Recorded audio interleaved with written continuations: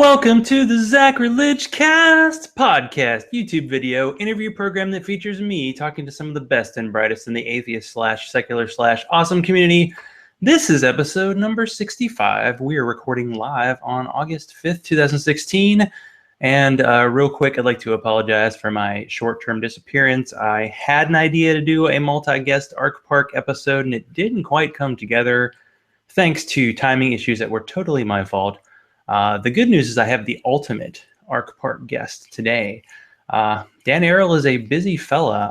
You can get all the details about him at danarel.com, but take it from me, he's written for Time Magazine, Alternate, Huffington Post, Salon, NBC News, and the Washington Post. You probably know him for his Danthropology blog on Patheos, and you really probably know him for being the nemesis of Ken Ham and the Arc Park, among other fairy tale enterprises. Those are Ken's enterprises, not Dan's. He's the author of Parenting Without God and the upcoming The Secular Activist. Happy Friday, Dan. Happy Friday to you. Shabbat Shalom. There you go. So what's your personal religious background? I grew up in a Pentecostal household, not the snake handling version. A little bit milder, but the running in the aisles, speaking in tongues, sort of Pentecostal, I guess. My mom worked for the church. I was always at the church constantly. I was a member of the Royal Rangers, which was it's sort of like evangelical Boy Scouts. So if you think the Boy Scouts are over religious, check out Royal Rangers. They're very, very religious. And then somewhere in high school, I started questioning things and wound up where I am today. Now, this is probably a common question for someone who spoke in tongues. Is that something you still can conjure when you want to, or do you just never quite, get the voice? No, because that's actually what started my roll down losing my faith, was going to a youth group gathering, I guess. They would lock you in a church for 24 hours, basically. And they called us all up to teach us how to speak in tongues, how to, have God speak through you. And I couldn't do it. And I started thinking oh man, I don't believe the right way. Something's the problem. And I just couldn't do it. So I thought about faking it, but I'm not really especially younger, I was really shy and I couldn't bring myself. They'll know I'm faking it, so I wouldn't do it. So I just kind of blended in with the crowd. Didn't my, oh man, what am I doing wrong? And then thinking back on that later, that was sort of the catalyst that sent me down the road to questioning faith. And kind of funny realizing later that all those people that I was worried that might catch me making it up were making it up. That does seem to be a constant theme for the kind of God claims you get, is the not really repeatable. If they're going to say that the scientific method doesn't work, then can you show your version of that, a method that you can repeat? And it's just it seems to be individual, down to the person making the claim.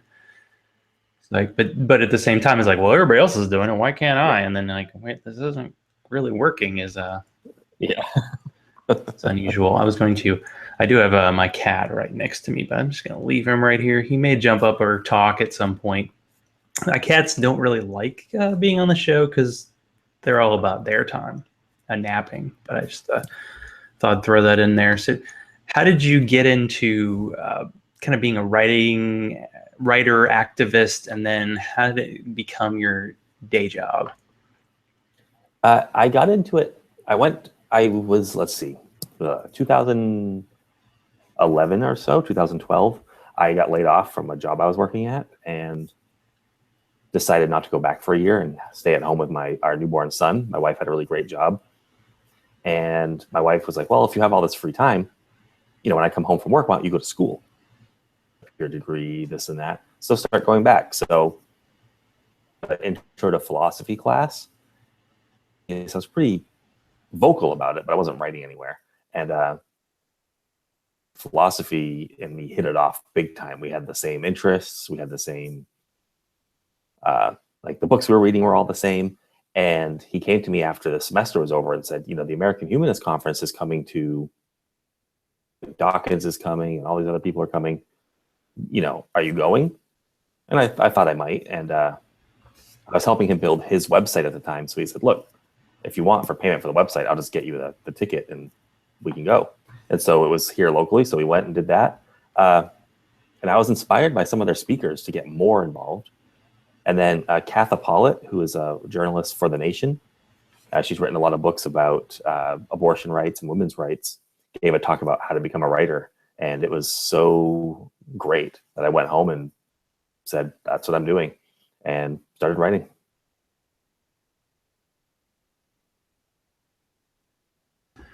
And there you are. There you go. Just add words, right? Yeah, pretty much. It came down to finding a place to put the words and finding people to read them. So I emailed around to other blogs that were already established and said, here's what I'd like to say. Can I say it? And a blog called Emily Has Books said yes. And she had a pretty decent readership, and it got me started. And from there, I went to the Dawkins Foundation and wrote for them for a little while, and then Alternate and Salon, and now I'm on Patheos. Yeah, I've noticed the kind of explosion of content out there in writing, almost like, hey man, where's my Patheos blog? Everybody interview has their own, It's like, that's just you get a blog, but you have to pull the content out. And usually mine is talking. So it's where we are at this point.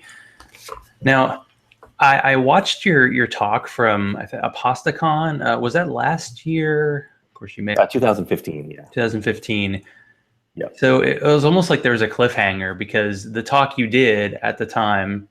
We'll get into the Arc Park. I know I just put out an episode kind of explaining the whole Arc Park, but it's Ken Ham, of course, our favorite person, decided to build a replica of Noah's Ark in Kentucky, and had been pretty successful setting that up.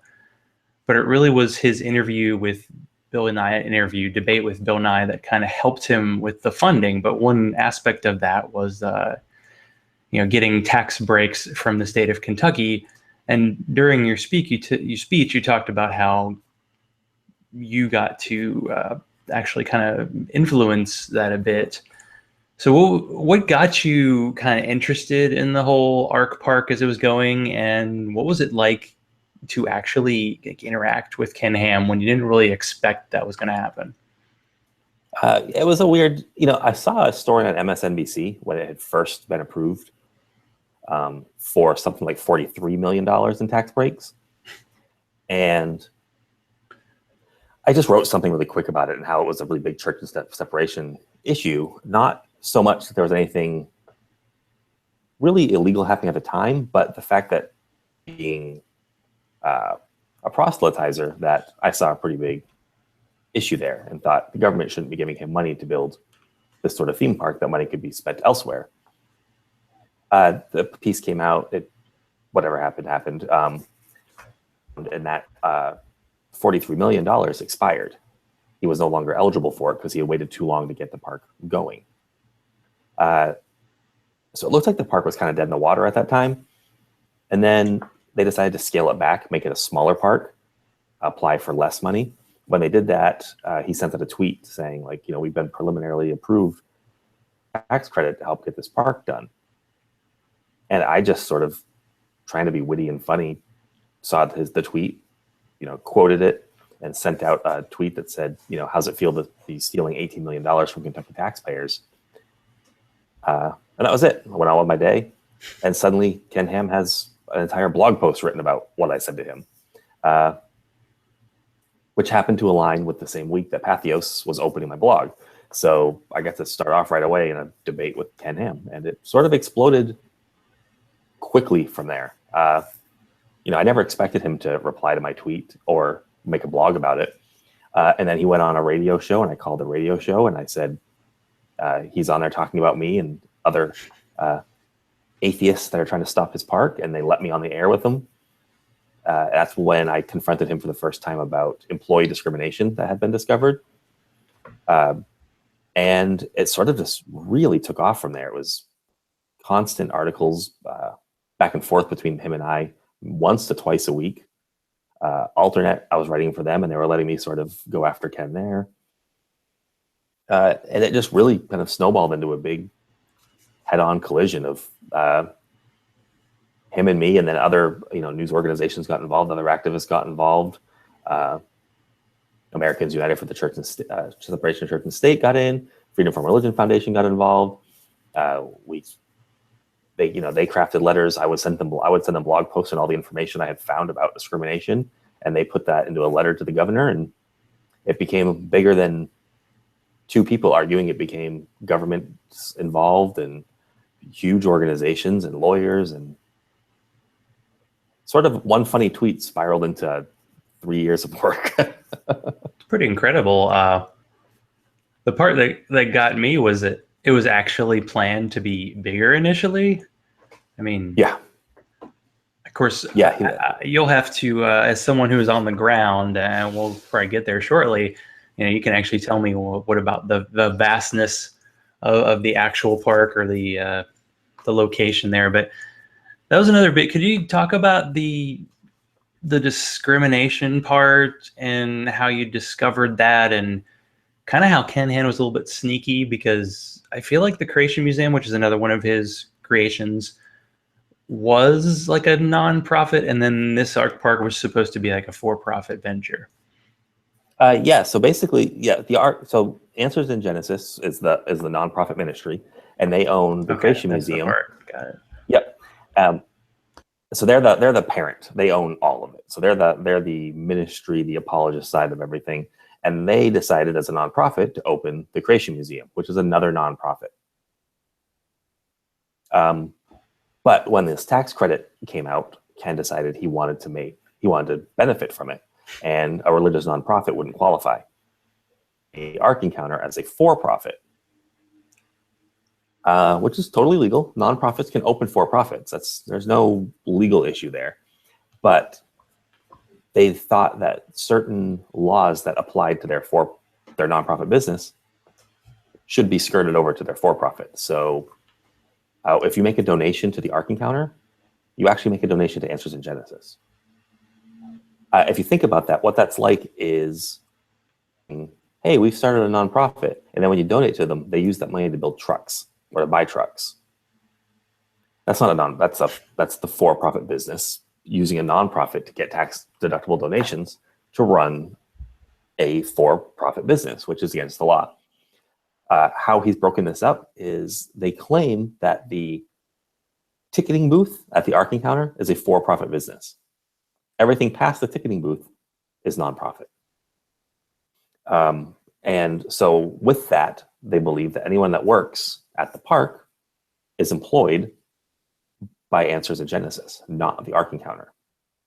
So they make you sign a statement of faith that says you believe in young earth creationism, that you will be celibate if you are not married. You will not have sex out of wedlock. And they do this for everybody. So even if you work at the hot dog stand or you're a security guard, non-essential jobs that wouldn't have to believe anything to work there.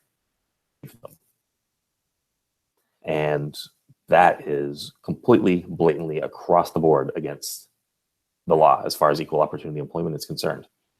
And I use the example in my upcoming book that we can talk about later is American Atheists. They could say, if David Silverman resigned, that in order to do David Silverman's job correctly, he'd need to be an atheist. That's a fundamental part of American Atheists. But if someone applied to clean the toilets at the American Atheist office, their religious beliefs have no weight on their ability to do their job. So they can't discriminate against or even ask in that interview if that person can or is religious or anything like that. They can interview them, say, what is your experience? And if they have the experience to do the job, they can hire them or not. Ken doesn't think that law applies to him because he believes that once you're inside the Ark, it's nonprofit. And that was pretty much discovered by me poking around his website one day. I was on there thinking, like, what's he doing? What's he up to? And I clicked on the careers page, and the careers page had a job opening for the Ark Encounter for a CAD designer.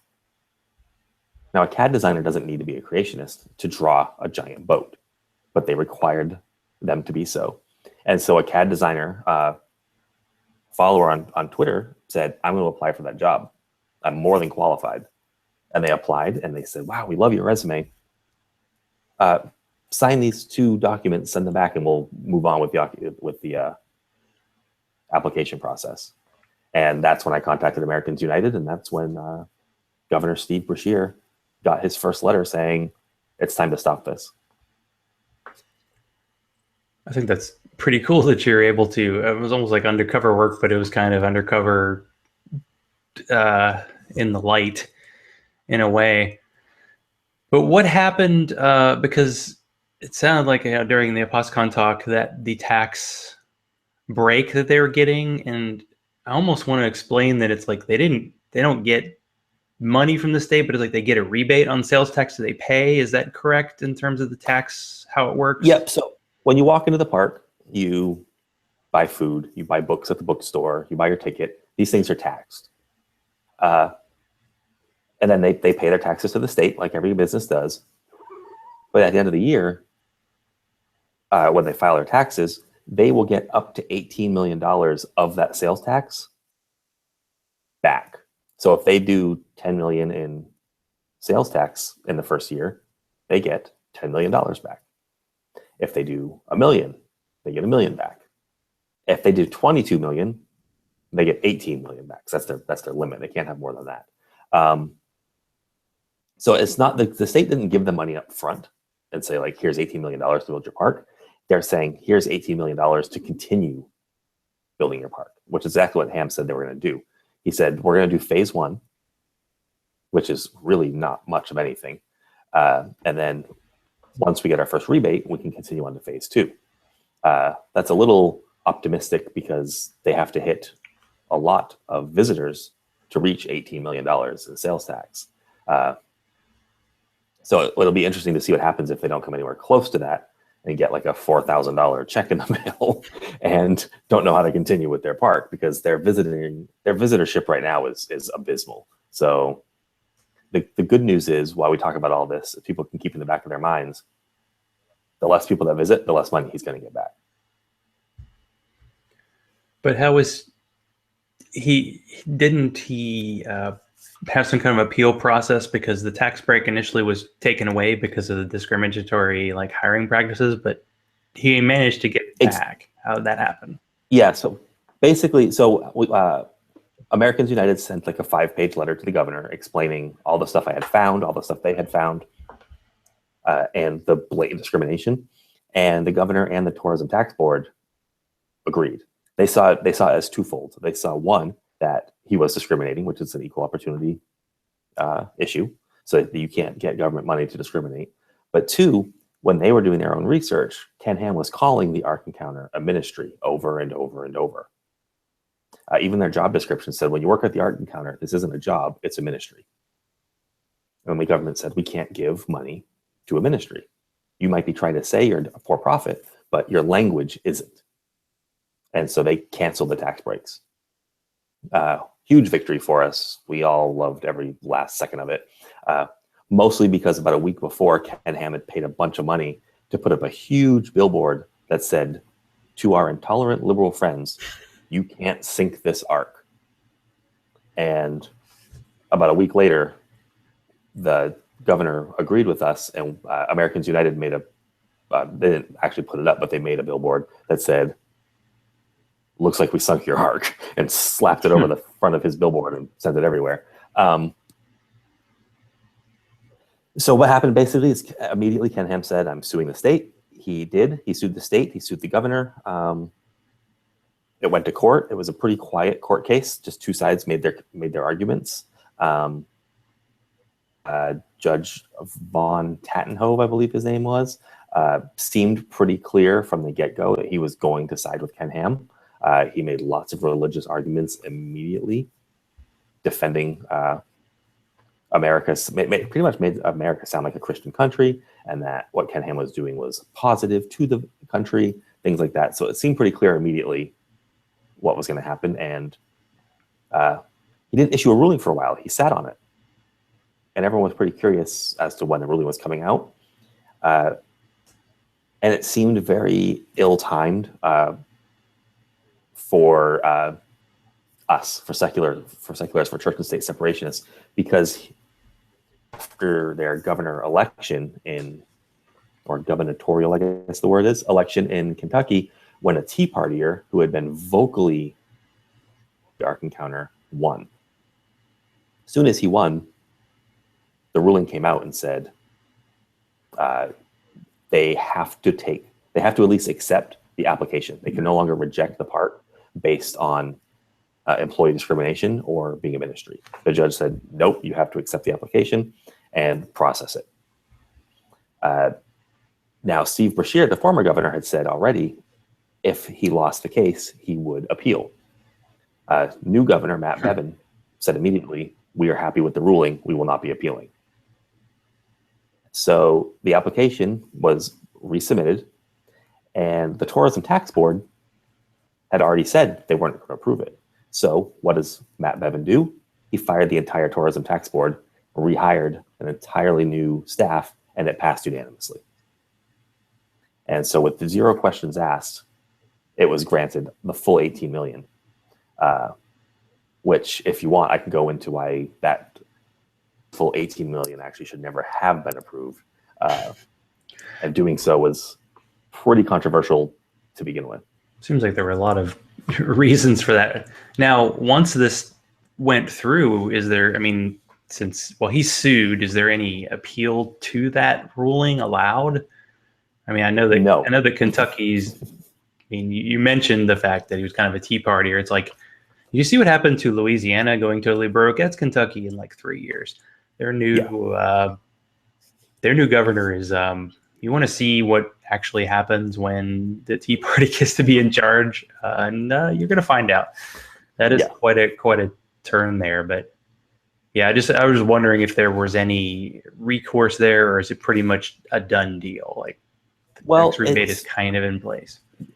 It is in place now. It could still be lost if another lawsuit was to come about. So let's say a Christian did apply for a job that they're more than qualified for. I think, and I use Christian because I think they're the best chance to push this forward. And then said oh, I'm not a young earth creationist, or they could say I'm a creationist, but old earth creationist. That still doesn't qualify to work there. They could be a Catholic. I think if they apply and get discriminated against, and they file a lawsuit, that's our best chance. The governor will not appeal, so that's dead in the water. Americans United can't just sue because there's already a precedent set with the ruling that came down, and it would be kind of a lost cause. So what happens now is we sort of wait for a person to come to us and say, look, I just got discriminated against, and I shouldn't have been. Hot dog vendor, and I've worked at different amusement parks for 10 years. I'm more than qualified for the job. I just happen to think the earth is 4 billion years old, but I still believe in creationism, and I was told no. I think that's our best course of action. Now, do you, in a way, admire Canahan's gumption for being able to get this pushed through and actually build a theme park based on genocide? I guess kind of a little. Like, he still made it happen. This is a $100 million park he's built, but he couldn't. The part I don't admire is that he couldn't do it without really ripping off the town that it's built in. There's nothing, absolutely zero things in Williamsburg. I went. There's a gas station. There's a giant boat, and maybe a couple restaurants, like mom and pop restaurants. There's no big attraction. There's not like a Chili's or a TJ. It exists some place that people actually drive to for something that live in the area. They pretty much drive through Williamsburg, unless you're going for the Ark Encounter at this point.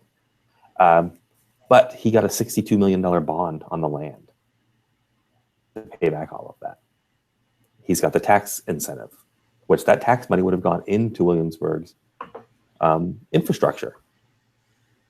And he's doing all this on the promise of making this a tourist destination. So he's like, hotels will be built, restaurants will be built, big box stores will be built. But that all depends on people coming to the park. So in the end of the day, if in a year this thing tanks, Williamsburg is on the hook. They're stuck with a giant landlocked boat in a huge field with zero tourist attraction and the bill for all the money that they've put up, all the bonds that they've secured to give them this land. And I mean, who's that going to hurt? Is that going to hurt Ken Ham? Not at all. That's going to hurt the kids in schools that have outdated textbooks and zero technology. It's going to hurt the local businesses that may have to see an increase in sales tax to make up for the lost kind of money. Like, Ken Ham's going to destroy Williamsburg, and he doesn't care. And so while I can say, like, wow, he went out and built this boat, he had to do, the only way he could do so was to really screw the people of Kentucky, and I can't admire that. Well, yeah, it reminds me of the financial crisis, the people who actually got rich off of it, and nobody ended up paying any price, and that's definitely going to happen in this case with Ken. You can see it coming, and maybe there's some people in power who let this go through, or like, yeah, this is going to happen, but I don't care. It's really odd. Like, I guess, do you believe that Ken Ham really does believe all this stuff, like this, the 6,000-year-old Earth, that stuff? I have no reason to not believe that he's not a young Earth creationist. I don't really believe he is the persecuted, complex Ken Ham that we see online every day. I think he knows that that's a great marketing tool. I think he knows that he gets donations when he plays off this, they're coming for us attitude, hide your Bibles sort of thing. He uses the whole NRA outlook, like, pretty soon Christianity is going to be banned from this country.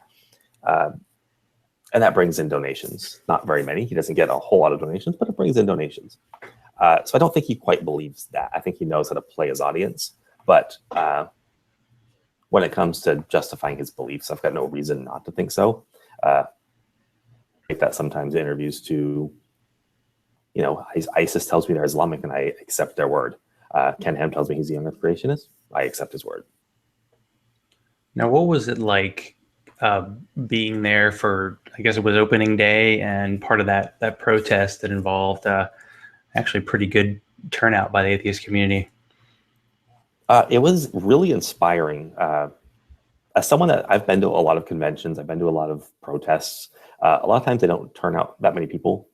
American Atheist brings out 1,000 or so people, and to think about how many people we have in this community, to think overall only 1,000 go to one of the biggest atheist events there is. It just kind of speaks to the community as a whole and how we interact and how we kind of function. I've been to speaking events around the country where 20 people show up, and to those groups, that's a great turnout. That's huge. So to see like 100, 150 people show up in the middle of Kentucky, where you would not expect to see, or I say middle of Kentucky, northern Kentucky, where you don't expect to see that sort of community. You expect to go there and see 5, 10 people. They're hiding in the dark, the only atheists around in such a religious area, and there's hundreds of them. And they came out. So that was a really inspiring place to be. And then it was really shocking because they got the spot of land right off the exit. So the only way to get to the Ark is to come off the freeway, off this one exit that turns right towards the Ark. And there's a little triangle of grass in between the freeway and that exit. And the Tri-State Free Thinkers secured that land and said, this is ours, and set up the protest. And it was the perfect location for the line of cars that would be coming off that freeway ramp and onto the freeway. And as you drive up to the on-ramp, there's signs telling you to expect delays because of the Ark Encounter's opening. So they're preparing everyone for massive traffic backups and everything. And then here we are with this big protest with a huge sign that says Genocide and Incest Theme Park. We couldn't be missed. The only thing missing from the entire day was actual cars driving to the Ark Encounter to visit it. Yeah, I heard it was kind of sparsely attended. It was dead. If you think about it, this is the biggest day of any park ever. Their biggest day ever is their opening day. I mean, go back in the archives and look at Disneyland's opening day, Disney World's opening day, SeaWorld, Six Flags. These are huge, massive events. They're not events that 4,000 people show up to. And that's how many people showed up the first day of the Ark Encounter. Tracy Moody, who's covered this a lot for The Friendly Atheist, she was on a podcast recently, and she was talking about how she was sitting there watching Ken Ham do live video of the parking lot on opening day. And he's sitting there saying, the cars are rolling in, they're all lining up. And if you watch the video with them, he has to be watching a different video, because you just see like one car drive in. And like 10 minutes later, a second car comes in. There's a flow of cars coming in. This is a car coming in. But Ken's talking about the cars are pouring in. So it was strange. And also the amount of cars coming in past the ramp, so many of them honked at us and waved at us and gave us a thumbs up. This exit isn't only for the Ark Encounter. You can go other places. And I started getting the idea that people weren't getting off this exit. If 30 cars came off, maybe 2 were turning towards the Ark Encounter. The others were honking and waving at us and going the other way. And I got the feeling that Williamsburg and Kentucky didn't want to be there. They didn't want that Ark. They weren't interested. It was also inspiring to see that that's not Kentucky, where you think in your head, oh, Kentucky's getting this Ark. They must be the dumbest state in the country. Thumbs up and not throwing stuff at us and not yelling at us. Really made me realize that, Kentucky's just like the rest of us. They just happen to have a bigger population of the crazies, and Ken Ham's taking advantage of that. And that's why Ken Ham is there. And so, yeah, I mean, being there was really great. Kind of seeing this thing through from start to finish was really great. I was there from the beginning to quote unquote the end, at least now, the park's open. Countless news media. I mean, I got there at 8:30 in the morning. I left at 2, and there was almost no time that I wasn't in front of a camera, because the news media showed up and they were interested. And if you really think about it, if you think about any theme park, the headlines that day in that area are, theme park opens, theme park open. Like, it's a big deal. And because we were there, it was theme park opens under protest. Protesters show up for theme park opening. Like, we were in the headline for every single news organization. The hotel that night flipped on the news, and the first thing I saw, literally no joke, was me on TV talking. And we changed that entire story. Like, every protester there took over, and we changed everything that the Ark Encounter was about. And we took control. And I think that was a real positive for the people in Kentucky, to see that we were there for them, because our message wasn't, oh, this is religion. It was, this is a tax ripoff, and this is hurting children's education. And I think the fact that we got to say that in a newspaper and on TV, NPR was there, national media was there. We stole Ken Ham's day, and we got more attention than he did. Do you think the counter protest there, led by like Eric Hovind, helped? And of course, the most important question of the day: did you eat the chicken sandwich? I did not eat the chicken sandwich. I wouldn't have anyways. I've been a long time advocate of not eating the chicken sandwich, but no, none of us did. We were very. We knew why he brought the chicken sandwich. He brought Chick-fil-A because he wanted to catch us eating it. Now, if someone hands me a free Chick-fil-A, I'm not buying Chick-fil-A. I'm not supporting Chick-fil-A, but he would love to have made it look like that. But no, him being there, I don't think did anything to help the media come out. I think it helped the media stay. A lot of them came out, took video, and looked ready to go, and then a debate would break out between Aaron Ra and Eric Hovind, and the media would rush over to it. But I think in the end, Eric actually helped us keep media attention on us all day long, because these debates were breaking out nonstop, and they were just rolling footage the entire time. I mean, Eric gave us a big hand up, because otherwise we would have said our piece and we had nothing else to say. And so now we have somebody here trying to counter us. And I'm sorry, but if you've ever seen Aaron Rod debate anybody, Eric Hovind didn't stand a chance. and Eric Hoven's ideas were smacked down in front of his face live on Yeah. camera. It was a beautiful thing to watch. That was the best part. It's like, Eric Hovind is, him speaking is like he's like a great speechwriter for atheists. Just what he says. And I mean, he doesn't really listen. If you've ever heard him on David Smalley's show, and you probably need, you're banging your head against the desk, so you probably need to see a doctor after that. But you know what you're getting. But did you go in? You go in with the group because Eric offered to buy, like, what was it, up to like 40 atheist tickets to the park? Did you go? I did not go. Oh man, or you didn't? Yeah. I didn't get invited, so I didn't go.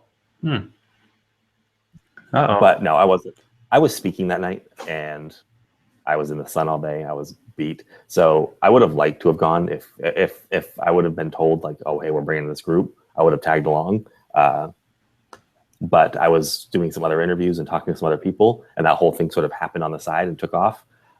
But I was very excited to get back to my hotel, take a shower, and get ready to speak that night. So, so you weren't able to interact at all with Ken Ham then that day? No. And the few people that did go in, none of them actually interacted with Ken.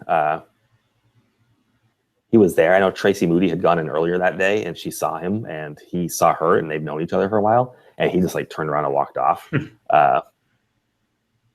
So no, I don't think even if I would have gone in, there would have been much of a interaction. He doesn't want to talk to me. It was his opening day. I don't think he wanted to deal with that.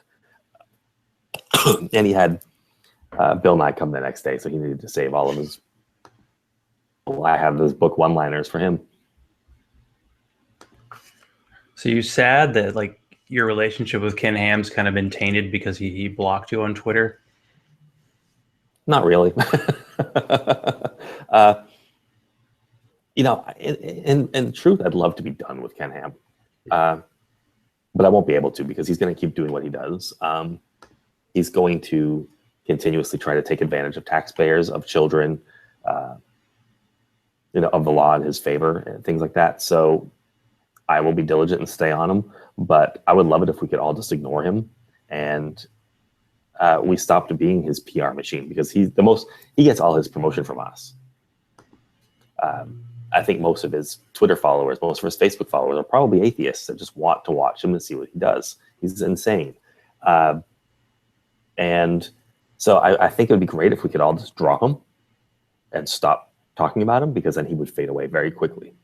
But the fact that he's taking millions of dollars from taxpayers doesn't give us that option. It would be unfair as an activist to not like somebody and think that they should go away and ignore the people they're hurting while they're doing it.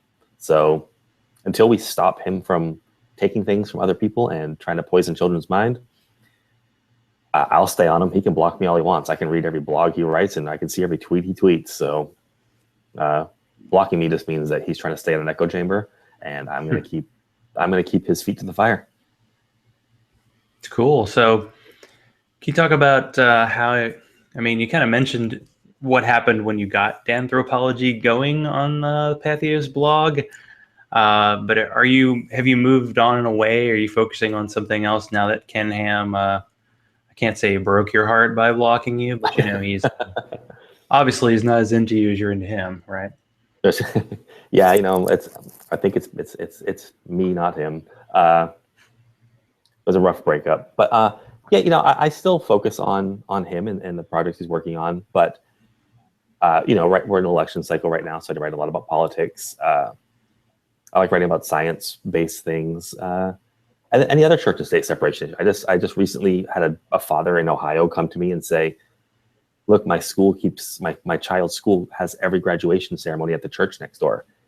And it's not in a banquet hall, it's right in the church. And there's crosses and there's signs for God everywhere. And it's really uncomfortable. And I don't like it. And I had him send me pictures. I contacted Freedom from Religion Foundation. We set up a small little campaign. And within about 2 weeks, the school emailed Freedom from Religion Foundation and said, thank you for making us aware of this. From now on, we will use a different venue for all school functions. Because not every victory is as big as an arc. some are just helping those little things along the way. That school no longer uses a church. Those kids don't have to go sit in churches. The out and the hidden atheist parents in that community don't have to go to church. The non-Christian religious people in that community don't have to go sit in a church that they don't agree with. And so I've been working on little things like that. People contact me constantly with their stories, covering, In God We Trust stickers on cars, et cetera, et cetera. But yeah, I cover a lot on there. I cover whatever's interesting me that day, that week, that month. And if it's Ken, it's Ken. And if it's not, it's something else. We got plenty to write about with Donald Trump and anti-vax and conspiracy theories. I'm busy. Yeah, is it? I kind of feel like America as a whole is kind of depressed about the two big choices they have. One thing that really stood out is that the Democrats pretty much blew off non-believers for most of their convention. Do you feel like there's a missed opportunity here with the big parties kind of? I mean, obviously the Republican Party, it's like there's two Republican parties right now, but they're right. One's speaking out against, non-religious people, and the other one's trying hard to do things to keep them down. But the Democrats seem to be not really giving any lip service right now. So where's the missed opportunity? And do you think, is this whole herding cats thing that non-religious people can kind of band together and have the kind of political clout that leads to a guy, getting $100 million, ark built, but in a good way? Yeah, I think the Democrats missed a huge opportunity, and it didn't help that days before that email leak came out that had shown that they were trying to peg Sanders as an atheist in order to make him lose two primaries. Yeah, it got worse and worse. It was like, not only are they trying to peg him as an atheist, then he had to do that big statement, no, I'm Jewish, I'm religious. It's like, oh.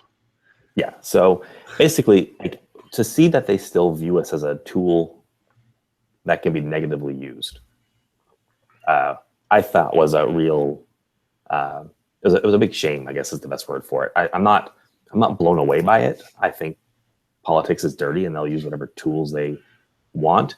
But the fact that the Democrats would so openly think that's what we can do to take somebody down, even though I would say it's, without having actual numbers in front of me, I would confidently say atheists or Democrats. By and large, of the majority, they're on the left. Now, of course, that's not true for everybody, but I think for the bulk, that's the case. And I think that's a big turnoff for that side to see, oh, that's what you think about us. And I think at the event, that was a big missed opportunity to kind of make up for that. Cory Booker mentioned non-believers. That was really great. But no one else did, and no one else talked about it. No one, the DNC looked like a giant religious service that was opening and closing with preachers and choirs, and that really was like a push out. So I think they really missed an opportunity to say, look, we're a secular party. We accept everybody of all faiths or no faith, and not even focus on faith issues, because this is a political convention, not a faith convention. So yeah, I think they really missed an opportunity to reach out to us to sort of make us feel at home at the party, and with the whole scandal behind it, just sort of really made it look even worse. And so I'm watching the whole thing with the emails in the back of my head, going, where am I being represented in this entire convention? Yeah, it's kind of interesting because I didn't hear the Cory Booker part, because Cory Booker's pretty open about being religious, but he's not like preaching to people. But the Cory Booker and the Democratic side, and actually Ted Cruz mentioned non-believers and actually maybe say anything good, but you mentioned the fact that they exist, which is, hey, look, we exist. Woo, we're making a big step forward. But you made a big writing leap forward by writing your books. I mean, we've been talking so much about the ARC stuff, and it's like, hey, you got these books out, let's talk. So how did you kind of get the germ of the idea for writing about parenting without God, and what was the process like of getting it completed, and then the reaction to finally having it done and published and getting the positive feedback? Well, I wrote a couple of blog posts early on that said, you just got thoughts on parenting, basically. Nothing outrageous. Just like, here's, as a parent, here's how I deal with certain religious issues: hell, heaven, death. And someone had put the idea in my head, like, hey, you should write a book like that. My first thought was, Dale McGowan's written a couple books like that. There's not a real need for parenting books for atheists. But people kept saying, look, you're more firebrand. You're a little bit more rough on religion. Dale McGowan is, his book is often praised by Christians as a great secular book on parenting. And they're like, your writing style would probably not get that appeal of Christians. You're going to get the Dawkins atheists, if that's what you want to call them. And I just started writing down what I would make blog posts out of. Instead, I wrote them as chapters. And on it and building it into a book, and it was picked up by Dangerous Little Books originally, by the now infamous C.J. Werleman, and published, and it did pretty well. And then that publisher sort of bankrupted and went out of business, and I was able to take it to Pitchstone Publishing, which was much, much nicer. It's got worldwide release. It's in bookstores all over the country and all over the world. But the process, it took about a year to write, with editing and all that back and forth.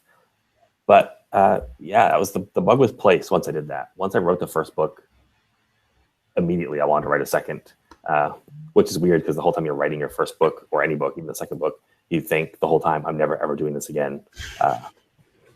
This takes too long. This is too stressful. What am I going to write? You have weeks of writer's block, and you're like, I'm never going to finish this. And then actually, the second you finish, you put the last word in there, and you go, this is ready for the editor. I am never, ever doing this again. And then you get it back, and you do the edits, and then you get the cover for the first time. And then you go, I can't wait to write my next book. And so basically I did the parenting book, and then kind of, that was my like, that's what I have to say. I don't really talk about parenting all that much. I don't blog about parenting all that much. That book sort of encompassed everything I wanted to say about parenting. I didn't want to be known as the parenting guy. Dale McGowan is so well known for being the parenting author. That's not the market I was really looking to be in. But I had stuff to say, and I said it. And so my next book, I decided, activism is really my passion. And the Ken Ham thing taught me a lot. And watching other activists do what they do taught me a lot. And so I decided to tell my story, and then to also try to tell other stories. So secular invocations around the country, Ten Commandment battles, and all these things started by individuals that saw a problem in their community and took care of it, or tried to take care of it, got involved. And so I wanted to write a book, sort of like a how-to be an activist. Don't sit at home and see a Facebook post pop up that says, Ten Commandments going up at local school, and they go, I hope someone does something about that. Do something about that. And I want my book, and I'm hoping what it does is inspires people to do that, and lets them know it's not hard. You don't have to quit your day job to stop something like that from happening, or you have to just contact the right person, or write the right person a letter, or something along those lines, that each and every one of us can be an activist and can help fix these problems that we continuously bump into in the sectarian world. And so that's kind of where the second book came from. It's short. I kept it short on purpose because I want it to be an actionable book. I want you to read it, put it down, and go. I don't want you to spend 6 months reading it, and by the time you're done, you're like, I'm exhausted. That's true.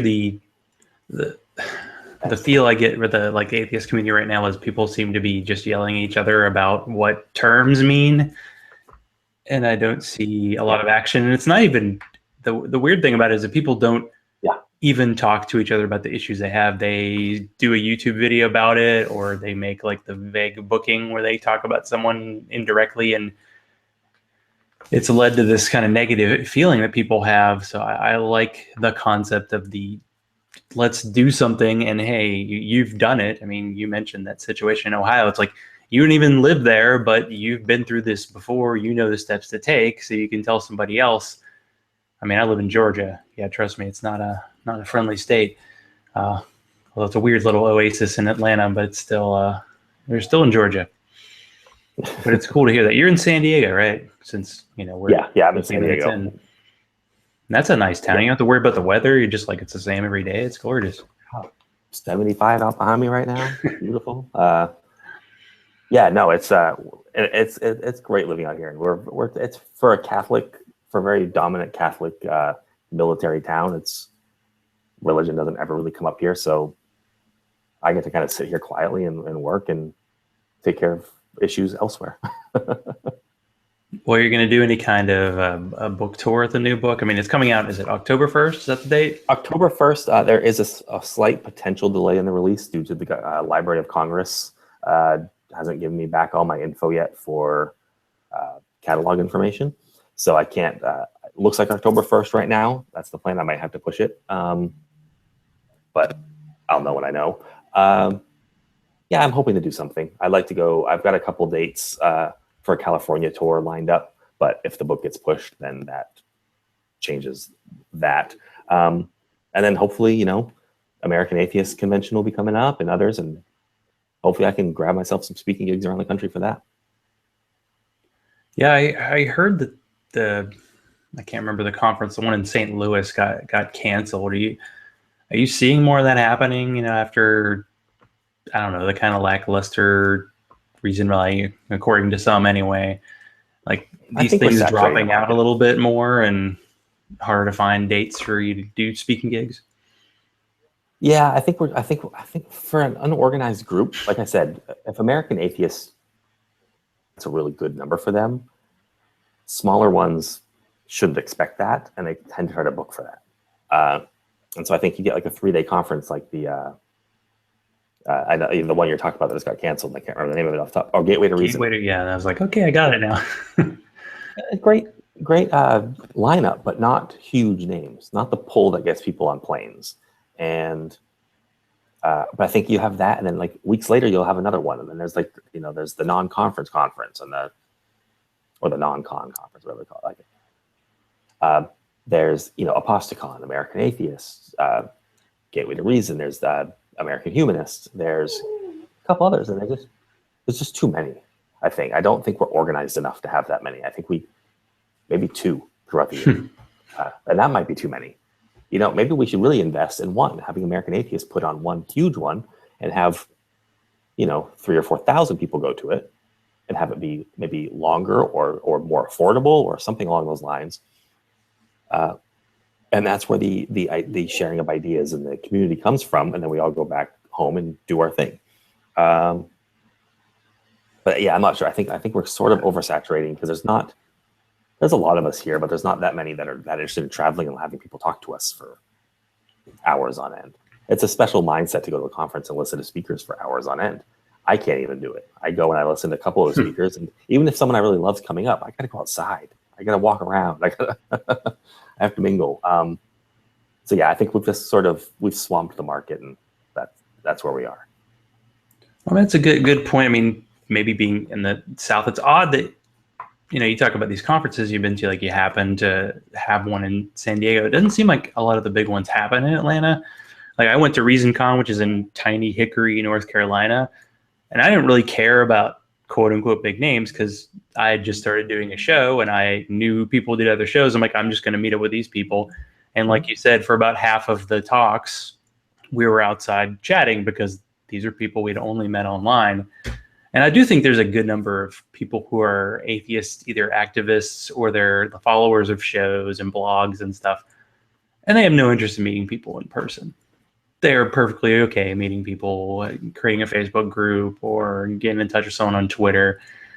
And maybe that's part of it, but it is, how to do these conferences and not blow everybody away. Because I may go to one a year. And if there's some local events, like you said, if there's something you can go to on a weekend, that's great. And there's smaller conferences. There's one in Nashville recently. It was kind of small, but it had a pretty good group there. And what I'm noticing is there's a pretty good group of people in every town. I mean, I had a run of people in Cincinnati, and that was a lot of the people who showed up to that Arc Park because it was only about an hour away. And I think, wasn't it Cincinnati where the talk was that night? Yep, it was right there. Yeah, I think that's the key. I think local conventions like that, affordable, $10 to $20 to go in, maybe just one day's worth of. That was the way. The way to set it. He's done. And you can get a pretty decent name speaker have come in to bring the crowd. So you get a Matt Dillahunty and Aaron Ra, but make it something that people just drive to and don't have to get hotels and don't have to spend flights on. I think we tend to, a lot of us tend to think too big. So we're like, oh, I'm going to have Aaron Ra come out. Oh, and then I'll get this person and this person. Oh, let's do 2 days. Let's do it at a hotel. And then that's when you put yourself out of business. So I think we need to focus on inspiring our local communities, and we do that by local talks. I think in San Diego they do that pretty well. Every couple of months they'll bring out Seth Andrews, they'll bring out Ryan Bell, Matt Dillahunty, Aaron Ra. They always come out here, and they're really cheap. They're $10. They're not. It's not like they're super expensive events, but they're not marketed around the country. They're marketed locally, and 300-400 people show up. That's huge, because people will drive down from Los Angeles to see these people, because that's only a 2.5 hour drive or so. But they don't have to turn it into a big overnight conference, a big thing where you stay, because they don't need to be that. And yeah, you have one here, you have one in Los Angeles, you have one in San Francisco, you have one in Nashville, Cincinnati. Like, spread them out and do them locally. Have the local groups handle them, and don't try to make some mass appeal that people need to fly across the country for, because then you just get yourself in that, like, most people have to pick one conference a year. People can't generally afford to fly to every conference that happens. $300 ticket prices and all these things. Like, it's too much. And and I think we're just, like I said, we're too small a group to have as many conferences as we have. So is there a book after the book after the book? Do you have a new one you're working on after next one? Not yet. Because of the editing process, that the upcoming promotional work I'll be doing for the new one, I don't even want to think about the next one right now. Once I'm done that and this book is just out selling and I no longer have to really actively promote it, I can go back to sitting down in front of a computer and figuring out what to write. But I also don't want to force a book. So I want, both books I wrote sort of came to me. They weren't subjects I was like, oh, I need to write about this, and then tried to write it. I picked things that I was like, wow, this is something I need to say. And so I kind of wait for that next thing to hit me to write a next book. And if I never write another book again, I never write another book again. I've published 2 books. I'm pretty excited about that. And so we'll see. Well, I'm sure I'll write another one. I just don't know what. And will there be like the audio version? Do you get to read your own book? I hate reading my own book. I read Parenting Without God. David Smalley actually read The Secular Activist. Oh, okay. Yeah, because he's connected now with Pitchstone. Is that right? Yep. And I did not want to do it. I hated every living second of reading my audiobook the first time. They're like, okay, now you have to listen to your audiobook and look for mistakes. I couldn't listen to myself for 3 hours. Listening to David Smalley for 3 hours is easy. That's great. I did it. I loved it. I loved hearing my book read by him. I loved hearing my book read back to me like that. It was a really great way to sort of not only refresh myself, but to hear what I was saying and even pick out things I was like, oh, before we go to print, I want to change that. And so, yeah, it was a really great have someone else read your book. Yeah. I hope it comes out at the same time. But yeah, there will be an audiobook for those that don't have time to read. And who do you think will play you in the movie version? Zach Braff. Nice. See, you got that already chambered. That was good. So since we're at about the hour point, this is when you get to well, first of all, is there anything else that you wanted to talk about, or any other questions you want to answer?